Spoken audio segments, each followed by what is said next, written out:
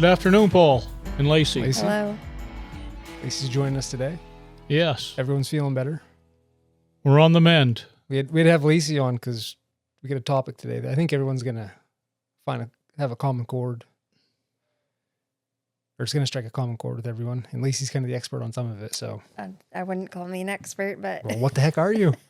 I don't know. More You don't so know. than I me. don't know anymore. More so than me, Lacey. That So you're still not 100%? yeah, I'm pretty. I'm Yeah. I'm getting there, Paul.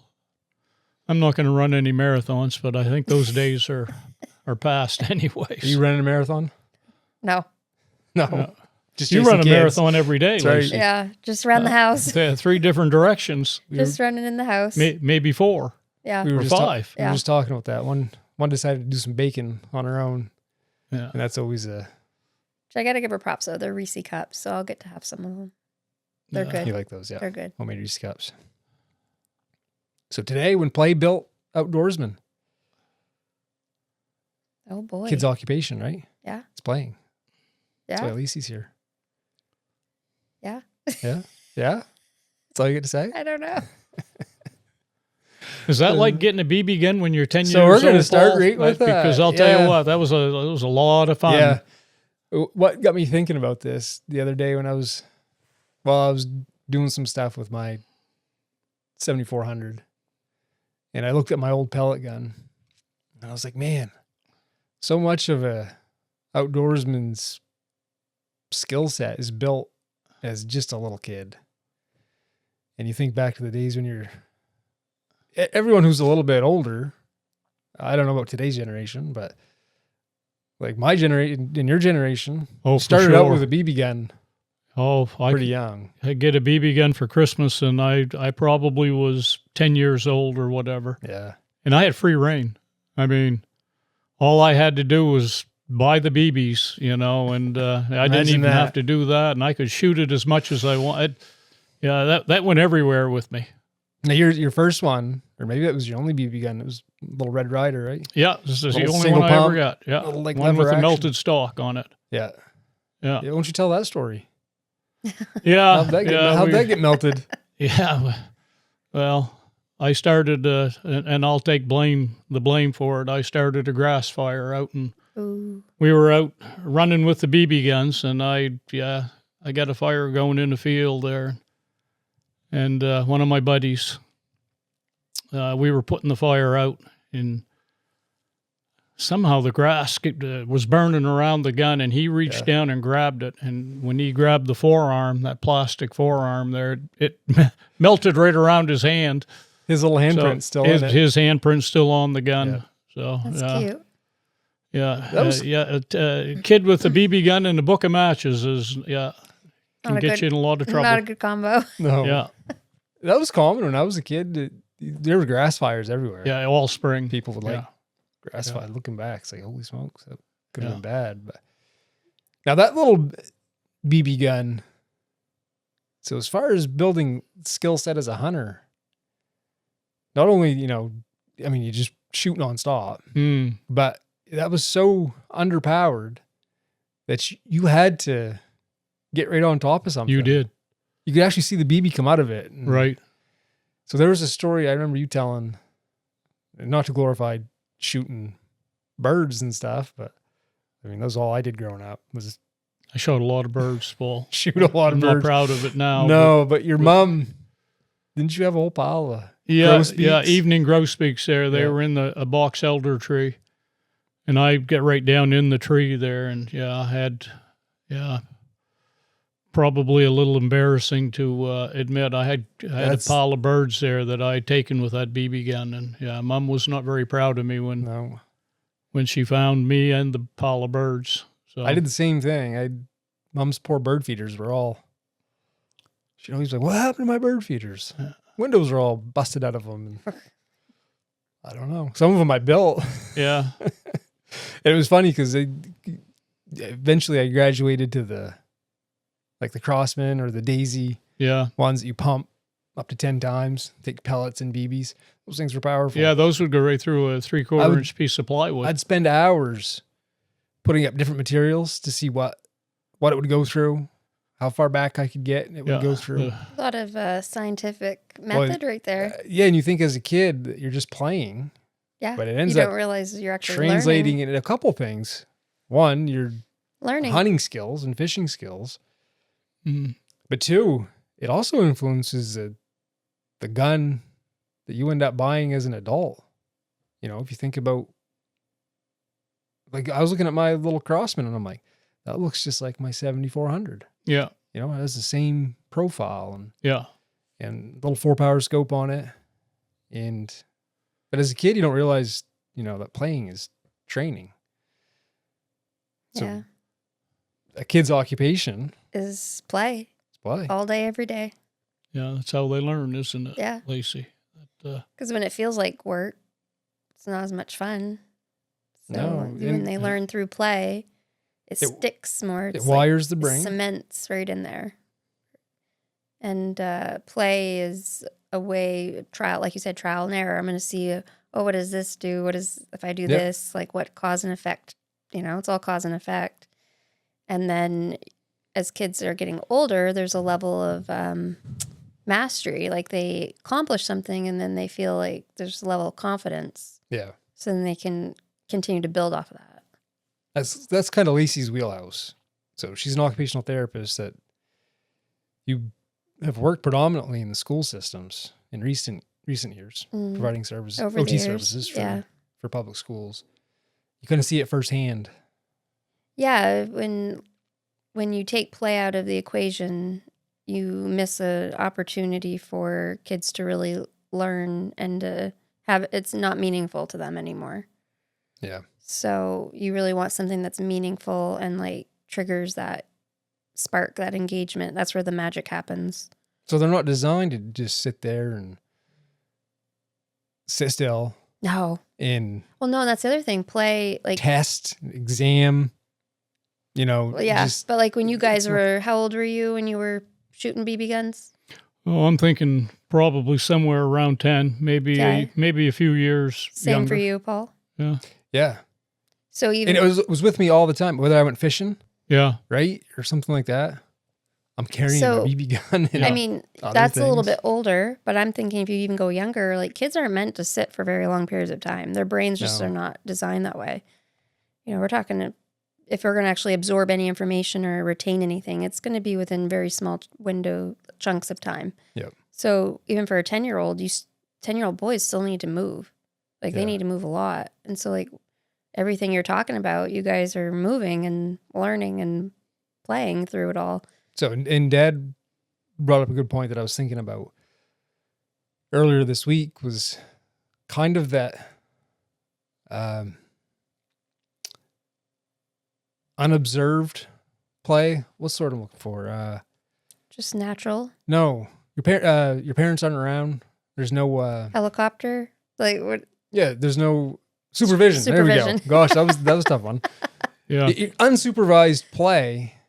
No helicoptering of parents. Yeah, you don't have like someone around kind of directing you.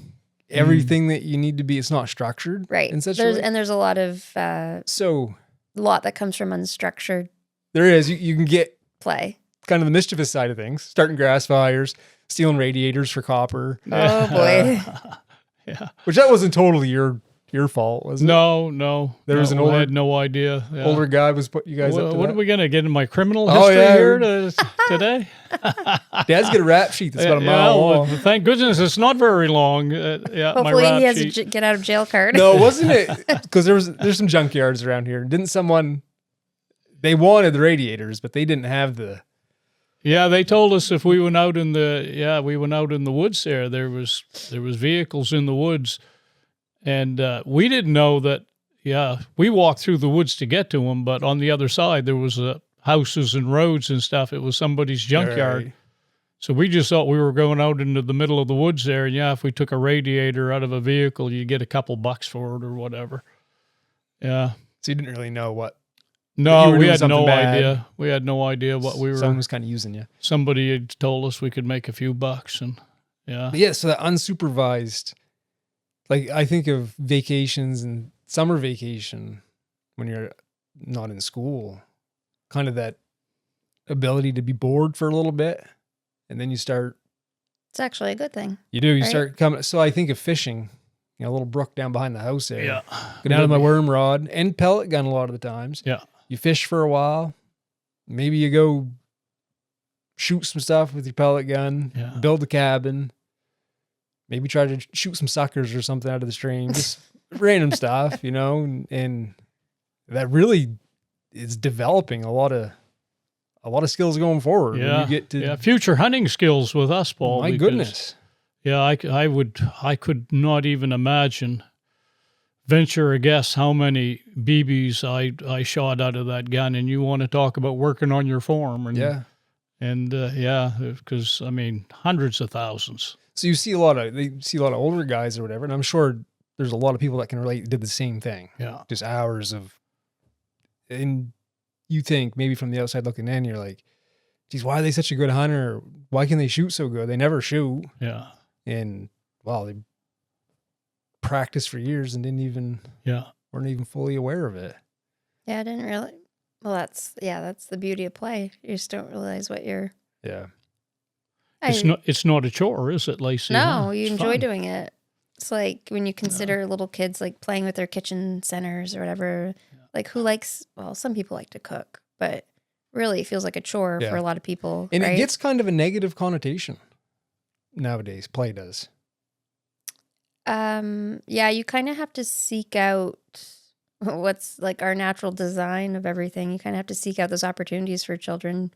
So like one of your concerns in the public school, was You, like you have to just seek out keeping- programming now for children, like intentionally. intentionally that Yeah. usually you pay tuition for probably or have to pay something. It's not going to be in the public sector because we've removed a lot of play-based aspects, and at least in our country, what used to be part of a 5-year-old's day, for example, is not like that anymore. No. So lots of play, sensory exploration, nap time, like things that are helpful for the brain and Yeah. helpful for development are gone. And kids aren't outside as much as they used to be either. No, we had quite a lengthy conversation about it yesterday because you're just talking about just the simple things of, it's a nice day and a teacher taking her class outside for Yeah. learning, and they're almost scared to. I Because of how the have department is going to I look. have found, I've had feedback from teachers over the years that they feel like almost like it's going to be frowned upon by administration if they're taking their class outside when it's nice out. And in my opinion, I'm thinking that's great. I would want to see Yeah. my teachers taking kids outside to learn, because when you think about when you're outside, like there's smells and there's sounds and there's a lot going on. So it all ties into that learning process. So you're going to remember it. Yeah. And it's more fun for kids, right?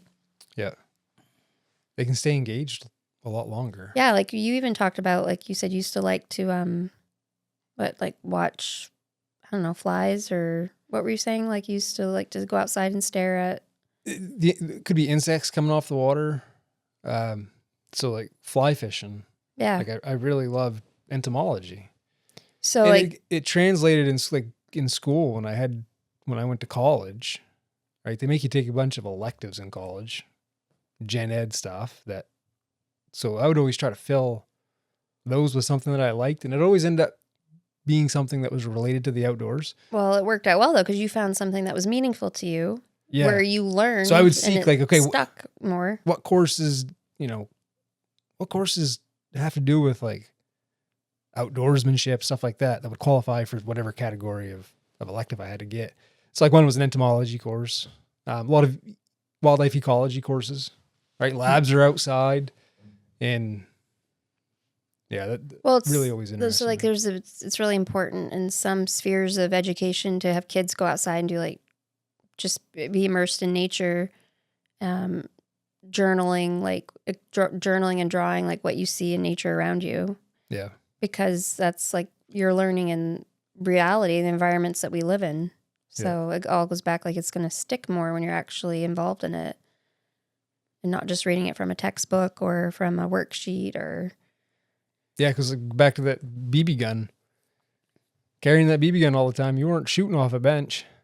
No. That's all Yeah. offhand. All freehand. Sometimes climbing a tree Yeah. to get closer to. There's a lot of motor planning in those skills, like climbing a tree. Like, how do I move my body to get up this tree, and what muscles have to activate, right, to get up? And it translates into adulthood because, you know, we were talking about if someone grows up shooting off a bench, doing a lot of bench shooting, they're probably going to prefer that type of shooting when they're adults. Same thing with fishing. If someone grew up fishing a lot of small streams, dunking a worm or whatever, they're probably going to prefer that as an adult because they learn how to read a stream and how to approach it and do all that stuff versus someone who maybe lake or pond fishes. It's going to be a little different way to approach it. And they may not want to do that into adulthood because that's what you grew up doing mostly, right? I actually, yeah, I did both. Yeah, with I was a little different in that regard. We had a camp on the lake when I was just did it all. 3 years old. So my dad was big into trolling in the springtime. So I did a lot of trolling in a boat, you know. But I also the brook behind the house. I did a lot of dunking of worms there in that for little trout in the brook. So so you never had a fear of water.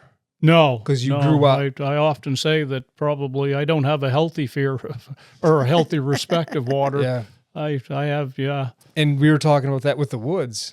Like the first times you went to the woods with me. Yeah, I mean, I didn't grow up. You were like camping or so afraid doing stuff. Yeah. I was terrified. You'd like, go what's in the the woods problem? after a bird and leave me in the middle of the road. I forgot about that. I'd Yeah, be you like, hated. What the heck? Where'd he go? I just go up over the bank. yeah, And she absolutely hated it that I yeah, was out of sight. I'm a lot better now. You are. You take off now. yeah. But it's almost like I'm behind, like, you know, like I didn't grow up doing it. So like I'm getting comfortable as almost like a 40-year-old versus somebody. With the kids. Yeah. You and the kids are paralleling each other right now. Yeah, pretty much. Yeah. Probably kids might be a couple steps ahead. Yeah. Yeah. Bo, he'll just take off. Bo will get Scare me. the heck Bo out of will us. get me out of the He woods. does it on purpose. Well, yeah. That's scary. We've had a couple times up camping where they'll make a little cabin in the woods somewhere. And there was one night, it was just before dark. No one knew where Bo was. Yeah, that would He be a concern. went and hid, and then He was hiding, watching watched us panic. Look for him. You know, I have thought of that with little Bo up in there, and it Like, wouldn't, you know, he could get separated, and Yeah. you go 100 or a few hundred feet in the woods, you can get Get adults have done that. disoriented Yeah. pretty quickly. Yeah, Lacey. I know. We've run into situations up there where older gentlemen have gone in after a bird and left their vehicle running and the doors open Oh. and not come back out. They find them the next day or whatever. Yeah. So that was triggering for all of us that day. I've thought of that with. And it wouldn't have been so bad, I think, had we were at, like, if it was noontime. But because we were didn't so have much we were so daylight. close to dusk, and I'm like, okay, it's gonna get dark. He doesn't know where he is. Like, Yeah. I sure as heck don't know how to find my way around that well. Like, Yeah. thankfully, he was just a little ways in the Pretty off. soon, we heard something and we see these little top of the head and eyes looking out over a log or something. He was a little secluded and he just sat there watching us. Annabelle went and found him. And it's bothered our Lydia. Lydia, yeah, that Always bothered going, Lydia. where's Bo? Lydia. All the time. Yeah. She's always like Yeah. hyper aware of. No, I have thought about that. But it's not the when you- first time. He did that here at home too. Yeah. Yeah. But we They'll have disappear here. but we have woods though too. So that day, that first time he did it, I didn't know if he ran out into the woods either. He was behind a tree, Yeah. a little stinker. But he's learned, I think, pretty well. He's not to do that ever again. But yeah, like, I'm catching up. Like, I didn't get exposed until like I was 20, almost. Yeah, I can remember bringing it up to the camp for the first time. And remember she was like amazed at the frogs along the shore. She spent hours just like, and I'm like, I used to do that when I was 4. Right. Yeah. So it's never too late. It's not. But it's really important for kids to have that because it helps their learning and it builds that foundation for them. But yeah, it's like the fear of water. That's another thing. Like, You couldn't swim. I didn't know how to swim. I taught myself how to swim as an adult. but I'm not one like you guys. You guys like to just like jump, do cannonballs in the water. And there's a little more like, it's a little bit harder just to let go and do that if Yeah, you didn't you're grow up. More just risk doing it. averse Yeah. as you get older. Yeah. So I think back to some of my early times on the water, just developing like one. I can remember when I got my driver's license. For me, the big thing with getting my driver's license was it expanded my world of Your range. where I can go fishing and stuff, because I wanted to do that. Now I could go to the Yeah. river, Yeah. right? I wasn't limited by where I could walk or ride my bike. I could Yeah. drive towards another town. And I can remember one of the first times out there by myself. There's a lot of caddisfly hatches that On come the off river. come off that river. Oh. And there were some nice fish. It was in June. There were some nice fish jumping out in the middle of the river. And I could just get to them. And you'd have to really work because I had waders on. But right as you walk down deeper in the water, it starts, eventually, it's a point of diminished returns. It's taking off your back cast. Yeah. So you're getting closer, but you can no longer cast as far because there was grass and stuff behind me, and I'm getting lower. And I can remember I could just get a nice drift. And I had the fish come up 3 or 4 times. Just come up, look at it, and go back down. But the minute I gave them a break, they'd come right back to sipping consistently. Yeah. I kept going, man, I was trying every caddisfly imitation I had. And I could get them to look, but they wouldn't take it. So I went home that night. I grabbed some off the water. I remember looking at them, and they were like a rust color. I didn't have any that were like that dark. So I went home that night and tied up 3 or 4, just that were a little bit darker. And went out the next day. It was like the same type of evening. First cast. Beautiful brook trout. Yeah. I caught 2 of them. And so that right there, I think I was 16, Yeah. and you're getting a greater depth, not just learning, but it's kind of a deeper learning when you figure things out yeah, Yeah. through, when you're actually doing because it. nowadays you've got so much technology at our fingertips. Not that technology's bad. A lot of it enhances our lives, but we have so much information at our fingertips. Mm. You can kind of short track your way to learning things. And a miss lot out faster. on the actual learning process and of- the trial and error and Yeah. just what is that phrase? Is it in vivo, like in real life or in real time? Yeah. In vivo. Yeah. Um, Versus in vitro, which would be like I thought you were going to go on a Vitro. joke there or something. oh, The way you just looked at. I mean, I could. We could get into the whole furry thing. No, thank you. Apparently, Lacey in school, they had a warm and fuzzy or a cold and prickly. She's like, "You remember those?" I'm like, "I don't know what you're talking about." I sure don't. It was a life way- was a lot different when you were raised in the 60s and Yeah. stuff, and you were out picking potatoes on your own at See? 7 years old. That's what I mean. You're cold It's and been a slow progression, transition. Your over cold the and years. prickly is when the teacher came over and grabbed you by the neck. Yeah, Said, you're, Yeah, that happened. oh, yeah. Yeah, I lived that. So, Yeah. right. yeah. But there's a lot to be said about, like you said, getting out and just doing it, like being immersed in a real life experience It's yeah. versus you like having information shoved at you and shoved down your throat all the time. There's a lot of value in messing things up, Yeah, failure. right? Like that. Yeah. Like you miss what, I don't know, whenever you started hunting, your first miss, right? Yeah, those hurt. They always hurt. Yeah. Yeah. Yeah, but back to unstructured time in roaming. I think now, and I could be wrong, but I think that's not that common with kids now to just be out doing whatever. Free range, I call it. Yeah, summertime. It was like, get outside.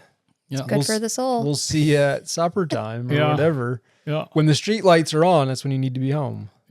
Off, right? And there was No, when the street lights pop on. oh, okay. Yeah, so getting many dark. kids when we were young. I mean, getting a group of kids together to play, hide and seek or tag Yeah, or we- whatever. It was. We'd play the stupidest games too. Like, and looking back, I'm like, I don't know how someone would break their necks. We'd play these games where there'd be like, I don't know, 7, 10 of us. And we'd get bored playing football. So you'd take a ball, whoever has the ball, everyone has to go and try to tackle the person. Yeah. And there was one guy, Foul on it was Adam Butler. He was kind of a very skinny, gangly dude, and he loved to be the guy with the ball. And he would get just pile drived. Yeah. Creamed. Yeah. And we'd laugh and yeah, looking back, No one But- got hurt. no one got hurt. Yeah. No one got hurt. Even socially, I mean, we had to sort things out on our own. There was no parents there A little to fist fight didn't hurt every now and then. Yeah, I mean, you had a conflict with other people, and you had to. It was sorted out on your own. There were no parents there to smooth things over, and you had to learn how to survive. In a social situation that nobody was bailing you out, looking out for you. Yeah. So, sometimes it meant getting the crap kicked out of you or whatever, but hey, that Or stealing radiator well, parts. Yeah, I look back, it's lots changed in Yeah. 50 It years. develops a lot of instincts as a kid. Yeah, That you always take it for granted. You never think of all those little things throughout your life that no, it's all we know. I mean, influenced you to do right. certain things, Yeah. Again, I'll go back to what gun you hunt with and what, Yeah. there's a lot of little things in life that kind of make you kind of guide your decisions. Yeah, And why you choose certain things and why they work for you. yeah. Well, when you're little, you learn how to run. Yeah. Either you're going to fight or you're a good fighter or you're a good runner. I was little, so I learned how to run. You're also a wrestler though. Yeah, but He there was could, a lot of kids bigger than I could was. maneuver his way out of something so he could run. Yeah, Little weasel. yeah. He can get out of a grip or a hold so he can take off. Yeah. That's why it's like I can't stress enough for like kids to actually be outside and doing something constructive. Like I really hate screens. Yeah. There's just too much of them, too much time on them. There's a lot. They're just, and it's too easy today to hand it over to a kid as a it's way. a good babysitter. I mean, because as parents, yeah, we're all guilty. Like, just maybe I need a break here, which I'm not talking about that. But I'm talking about like anywhere you go, like handing a kid a phone or device when you're out in public or when you're like, no, like we can't be doing that. It's just not healthy for them, but it's taking something away. Like if there's programmings in a community, like I love it when I see programs like are taking kids outside fishing or doing things because I didn't have that opportunity to like go in a kayak or to go do the things I didn't start doing until I started dating you. There's a million skills that are learned. So it's, Doing yeah. that. So I love when I see those opportunities for kids to be able to be part of. I mean, think about how good Dad was starting a fire at a young age. Yeah. Yeah. Right? Little pyro. I think all kids have a touch of pyro in them. Yeah, But I for mean, sure. I wasn't playing with fire. I was. Well, yeah, you were, but Remember John and I, we had a thing with gasoline. Yeah. remember that day I came in to tell you, I'm like, well, the kids just started their own fire down back. Yeah. And it wasn't bad. They were safe about it. It was in the fire pit, but they took it upon themselves that they were going to, were they just starting one? I can't remember. No, they had marshmallows cooking the whole 9 yards down there. It was like 2:00 in the I mean- afternoon. We were just like, oh, okay. Yeah. Just talking about some. Well, that's a big thing now. Safety Fire issue. building skills, isn't it, Paul? And all the shows you watch and stuff. Oh, yeah. It's, fire building skills are, yeah. Yeah, you started with a BB gun, Yeah. but your dad didn't. Your dad hunted. He did. And a lot of that play stems from that, Lacey. You see your father go off with the guys. And so the closest you can get to it is a BB gun. And you're living exactly what he was doing on a smaller scale. And I can remember that going through my mind. Okay, I'm out in the woods. my gun's a BB gun. It's not a 30-06 or a 270. And my game is a squirrel. I'm not going to get a deer with it or anything like that. But and you derive the same satisfaction of taking game with that. You were successful. Yeah. And I can remember you're just living what your parents were doing, what your dad was doing. You want to be doing what he was doing, but you can't. You're too young. So you do the closest thing that you can get to it, which, like I say, was a BB gun and out in the backwoods. I'm sure you were thinking the same thing. Yeah, then you Paul. graduate into more powerful stuff. Like Yeah. you guys had the little 22.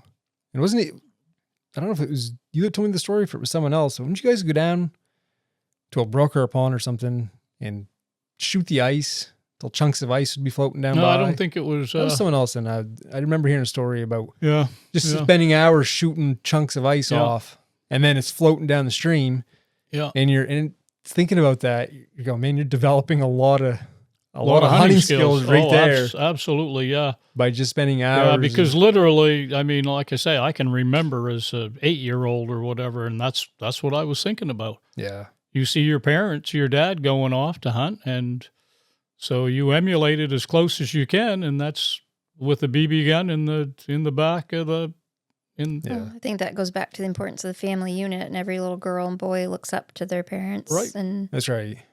Yeah, so when dad or mom or whoever comes home with a deer in the pickup or a bunch of birds or fish, yeah, you want to go because you can remember when all those, and you've talked about your first bird and stuff on here. Yeah. But those little firsts when you're by yourself.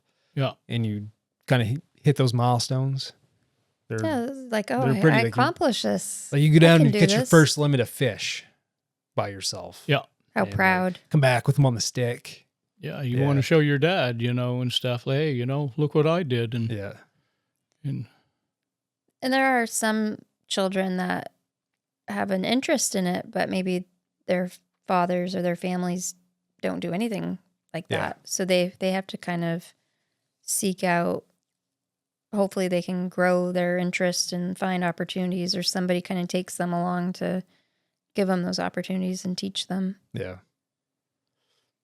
Or you get maybe some like fathers that want their sons to do that, but maybe the sons don't have any Don't have interest in interest. it for whatever reason. Mhm. But I think, Your brother's kind of like that. yeah, he's doesn't not have- much into Into hunting. hunting as much, but I think the majority, though, I'd say the most of it is those are the kind of maybe some of the outliers. Yeah. Most kids, if they grow up seeing it. Of course, you grew up eating it too, didn't you? Yeah. Did you guys eat the deer meat and fish growing up? Oh, yeah. as oh little yeah, kids? absolutely. Yeah. So that's part of it too when you're serving it, right? Part of it. And our kids, we see it. They're more apt to eat new things like that when they're involved in the whole process. Right. Like fish. Like when they catch it, clean it, then they're looking forward to. And what a learning experience is Sitting that? down Just to eating. be able to touch and see it and open it up and You've been through the whole yeah. process from Yeah. start to finish. Yeah. Like it starts to set things Yeah. in place and Have where an things come from. And, appreciation for it. our kids are like that, even if they prepare dinner versus just having dinner sat in front of them. If Mm. they're involved in the process of making dinner, they're a little more. Yeah, they enjoy the Excited meal to a lot dig into more. it. They do. Look forward to eating it a lot more Yeah. if they know they had a hand in it and in preparing. And So times have changed because we pretty much give our kids free range here in our woods. I don't worry too much about them because I want them to have the freedom to kind of just. Well, thankfully stuff. we have the room for that and the But just heading down the street by themselves, like I used to, or I don't know. I don't feel the same about that now. You think the world's different? I think we should ask him that. He's got a little more up on us time. Cat got your tongue? no, Are you no, are you it's- scared? It's I don't know. It's just a different time, and Yeah, I don't know. You don't have to be politically correct. Yeah, I'm generally not, so that's not a There's goal I'm usually shooting for. There's no rules. I think we talked about this because I asked you, like, you used to go down back fishing, you know, a little ways down from your house. I just had to go past a half dozen houses. But I said, they're all old people. But would you want to send, you know, now today, would you send our kids down there? Like, would you feel comfortable doing that? That'd probably be a little. I don't want to hover, and like, I want them to go, and because it's important for them to have milestones of independence and growth, right? Yeah. But I feel like, I don't know whether it's just that we're more aware of things today than what it used to be because we have so much information coming at our face all the time, or if there is just an increase in things and behaviors and activities and criminal activity that is more, I don't know what the exact cause is or the answer is, but it just doesn't seem as like it used to be. Yeah. School's definitely different. Yeah. As far as the structured learning. Oh, yeah. Hyper structured now. As far as we were talking about some of the Common Core math and stuff like that. And curriculum and everything. Yeah. You know, Lacey was pivotal in us homeschooling our kids because you working in the school system, you're just like, it's just public schools, I should say, at least where we are. You just were like, yeah, this just isn't quite. Well, over the years, like I started out, and then you just start seeing things and observing and find yourself, and you're like asking yourself questions like, this doesn't make sense, or it's really not conducive to learning. Why are we doing it? Why is this happening this way? Or why are we not doing it? You just start to see things and pieces start to come together, and you're like, this makes no sense anymore. No, because it's not preparing you for like real life scenarios. When you leave public school and end up going to college or a job or whatever, when you remove play out of you get school, a whole different. You're like, wow, I had a lot of wasted time in school. When you remove play out of education, play-based learning, social, like engage, like learning, like letting kids solve things on their own, whether it's social-ish, like things come up between them, letting them try to figure that out, or just how they learn, like more hands-on opportunities and like even field trips, and like that has gone to the wayside. It seems there's less actually getting involved, or as kids get older, like shop class, home ec. I don't know how it is across the country, but I know in our area, we've lost a lot of that. Yeah. And the music and the arts programming has gone downhill. Well, we lost home ec, for crying out loud. You're 5 years behind me. Yeah. You didn't have home ec. I had a little bit. And I can remember we're in college and Lacey and her class, they're in a master's degree program. Stop it. Okay. You got two of them. I think they were in their last year of That's OT because you school. could tie flies, Paul. No, it was because It's because you know how to tie flies. It's because I knew how to sew. Yeah, because you can tie flies. You know how to do those things. I come back in the apartment and they're in there. They're all huddled over a jacket. Couldn't sew a button on. I'm like, did you guys have home ec or anything? And they're like, nope.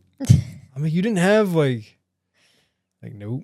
Not that you needed home ec to learn that, but I mean. No, but a lot of that was removed from where I was going every day.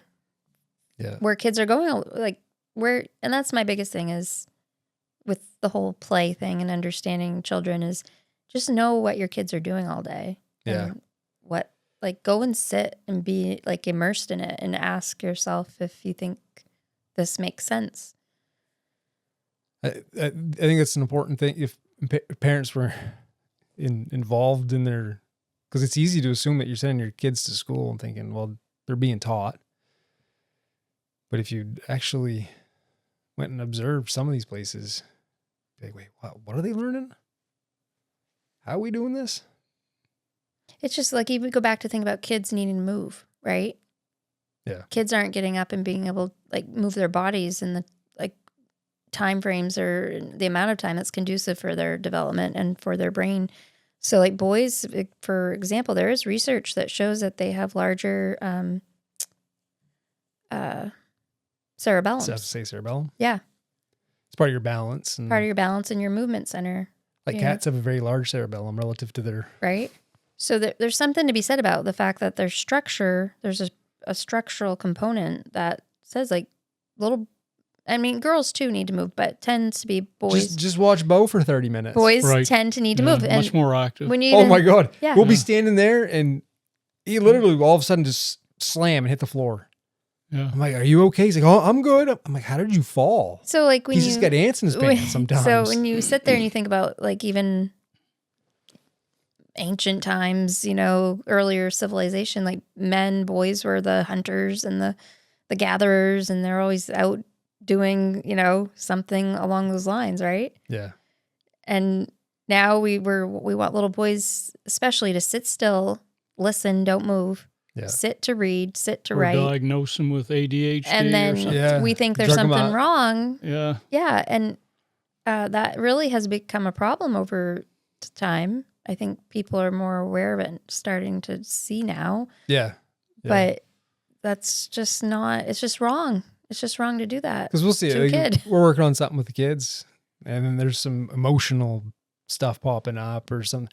All right, let's go outside for a little bit, and it kind of after about an hour of being outside, kind of resets everything, and they can come back in and engage. Yeah, with because they're every- moving their body and they change the environment. They can come back in kind and of- do their stuff. Yeah, but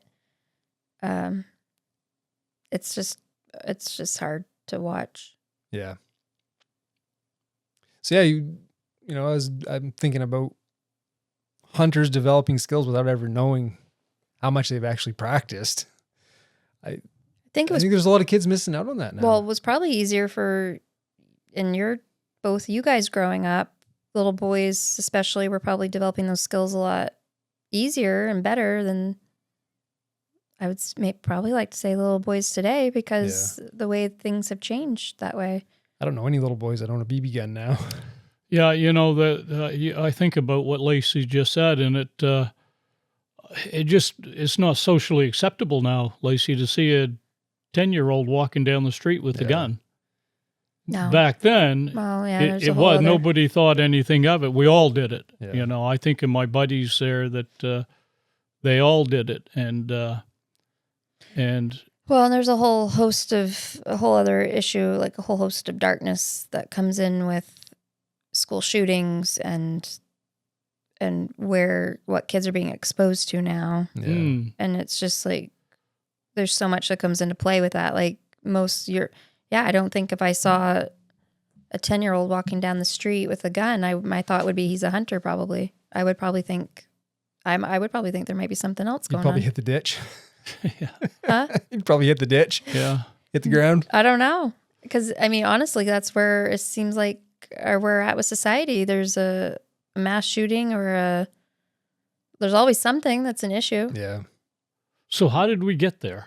How did we get to a I don't place know. today? 'Cause We talk about that a lot, Paul. When we were in school, and Didn't you go? Fred and Arthur talked about it. Everyone they had- having guns. That hunting was very accepted, and with hunting comes guns, and they were in everyone's vehicles. they were in I everyone's Right in say, the yeah, vehicle. didn't So you used to? right in the parking lot. You used to go to school with Yeah. your rifle in the back of your pickup, No one right? thought anything of it. Until No. Columbine. Till no, Columbine. Then it Happened. started being like, well, maybe they ought to be out of sight. And it was people working through a lot of different things.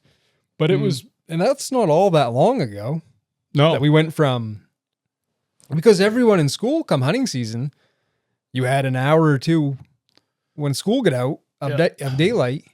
So if you were old enough to drive, you So it's left funny. right from school to go I hunt. didn't think of this being part of the conversation, but it kind of goes back to the whole title of what's the title?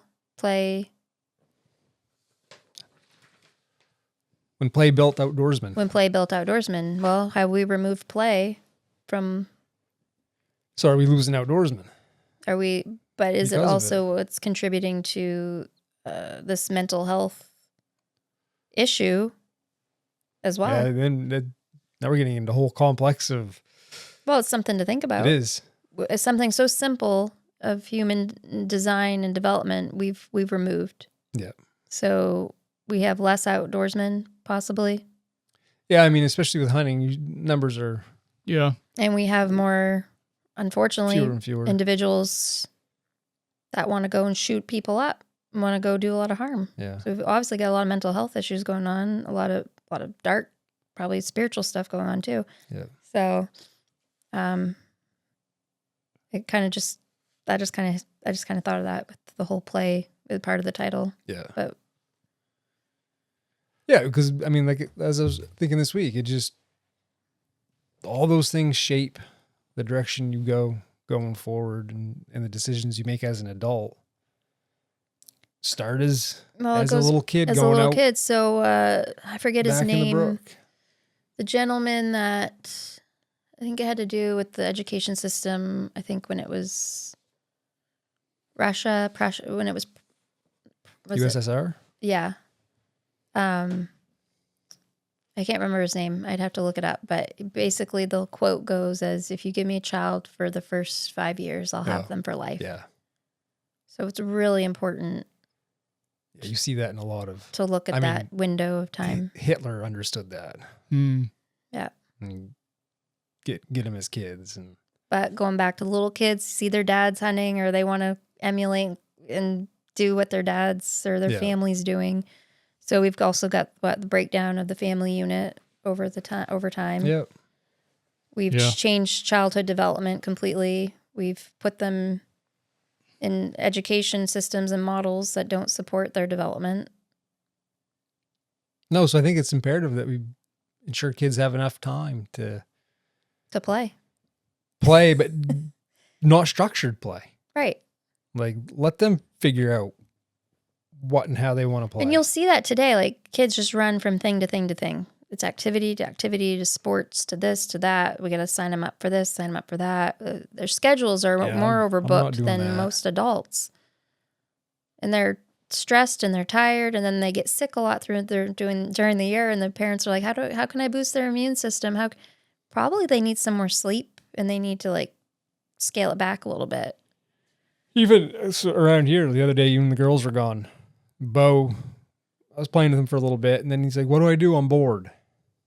He had like 5 or 10 minutes of like whining. I don't know what to do. I don't know. And then it's like someone flips a switch. All of a sudden, he's over there in the corner. I hear him going. Then he's good for 45 minutes or whatever, just playing with his trucks. I was like, dude, I got to work out. So I think your generation was probably pretty good at that, playing unstructured. Oh, for sure. Yeah. Yeah. Less toys, less things. Yeah. A lot of outside stuff. And I look back, and we would, of course, in the wintertime, sliding. Yeah. And you want to talk about a good cardio when you're, our kids do that. You walk up and down a hill all Yeah. day long. And we would build our own toboggans and stuff, and that you get into another form of. Yeah. We built toboggans. We built sleds, money wasn't having things available to you, so you had to oftentimes build your own, and it may be just a piece of plastic to slide down a hill on, or a piece of cardboard. So you improvised, got creative. We didn't, parents didn't buy you a sled every week or whatever. If you No, Grant bought you a bike, and it was a girl's bike. Yeah, that was used. Yeah, that didn't fly. But I look back, and it was you guys like marbles, jacks, different. Yeah, we played a lot of marbles, different types of games. But physical activity was so, like I said, we went out to fairly big hills, and you slide down. Well, the only way you're going to slide down the second time is if you walk back to the top of the hill and do it over again. Right. And so kids were in good shape. Like you think of building a outdoorsman. Yeah. You've got to be able to move your body to do hunt and fish. And Yep. I don't know, the physical fitness standards in school probably aren't as nice as Do they still do those? The presidential as they used to be. Like the physical rope. fitness I don't award? know how many kids can do a rope climb now. Yeah, I was the fastest in school. Getting up think to the they- top of the gymnasium, I could do it. I could get to the top and back to the floor in 3 seconds. And I was, We had kids that could. There was a kid in my class that could do it upside down. yeah, I don't remember doing it there's up, but I litter- could go up it like a squirrel. I'll tell you He was that. a little guy. Yeah, There's literature too, I think, that looks at health outcomes with like just with your grip strength and certain measurements of strength. Yeah. So Yeah. that's it's important. And you develop that through play as well. So like you said, you're like climbing up and down the hill and going back and forth. Like you're also So what we thought was play was actually shaping who we become. yeah. in many ways. Yep. Very true. Anything else to add? No, got anything else on your outline? Well, I just had something pop in my head, which I meant to mention last week, was Milo Hansen passed away. Oh, no kidding. Yeah. Yeah. The Hansen buck. And for me, that was kind of a significant thing. That was in 93, Yeah. right, that he shot that. And so I was, 11 years old? Yeah. That's right when you're cutting your teeth deer hunting. Yeah. That's on all the when you're reading all the magazines as a kid. Yeah. Yeah. That's really influential. Yeah. And I think he was 81 years old. Yeah. And Milo Hansen's buck was a big buck. And he always seemed like a modest guy. Yeah. He didn't really, because I can remember reading an article. We were at deer camp. And it was in the mid 90s. And it stuck with me. I remember reading an article there where he said it was more or less right place at the right time Yeah. sort of thing. Yeah. He says more about the deer than it was him. Right. Right. The deer showing up and Yeah. him getting it. So, yeah, it almost looked fake. Mm. Not as fake as the Rumpola buck, but Yeah. Mitch Rumbola. Yeah. Yeah. I don't know how that's shaking out there. I followed that a little I bit. know. I remember you bringing it up. Yeah. Yeah. Mitch Rumbola there in Michigan. And yeah, a lot of controversy surrounding that deer. He kind of went into seclusion, I guess, and took his deer with him. And Yeah. so, Always makes you suspicious. yeah. Yeah. Well, good. I think we went about an hour. Thanks for giving us your expertise. You're a professional consultant. What do you charge an hour? Let me get back to you. Lacey, he can't afford you. Yeah, that's a I'll give you payment later. excuse me. Uh, You can't afford me. Or will that increase my debt? Shoot. I'm going to owe you more. Yeah. No. All right. All I do here, I don't know, Paul. I know. Teacher, cleaner, Podcast. Yeah. Now you're. OT consultant. Yeah. Like the list just keeps going on. Yeah. Yeah. And you're feeling better. Yeah. Not I'm quite on 100%. I'm on the mend. Yeah. Yeah. It was tough. That was a tough little, yeah. There's a lot of people sick though. When we mentioned last time, Yeah. you being out because you're sick, a lot of people Yeah. had left messages saying that they've been dealing with kind of the same thing in their house. Yeah. So we just kind of did it in stages here. What do you mean? I had it just after hunting season and then been good. And then all of a sudden the kids and I did. The kids had something the week of Thanksgiving, and then they got hit with something again not long after that in December, and then you were sick in December. Yep. I think if I would have gone down in December, it wouldn't have been pretty. No, all of us. It was Holy Christmas. cow. Yeah. There was a lot disaster. going on in December, and I'm like, thank gosh it was just me this time because I was actually able to rest. I looked at Lacey and don't you worry, those dishes will be right there When you get better. when you're better. I did make my way downstairs one day that weekend. I was like, oh my gosh. Yeah. I was trying to vacuum. I was like, I gotta go back to bed. Dry heaving. Like I say, all I had to do was just lay there and get better. And Lay there and not die. right. Hopefully. Sometimes, man, I wish I'd just die. Just breathe. Yeah. All right. Yeah. Thanks for joining us, Lise. It's always fun. Thank you. You're welcome. Hopefully this was a little more, I'm glad everyone's feeling better. yeah, I wasn't trying to breathe. I could breathe today. Yeah. Yep. All right. Yes, we're all feeling better. We are.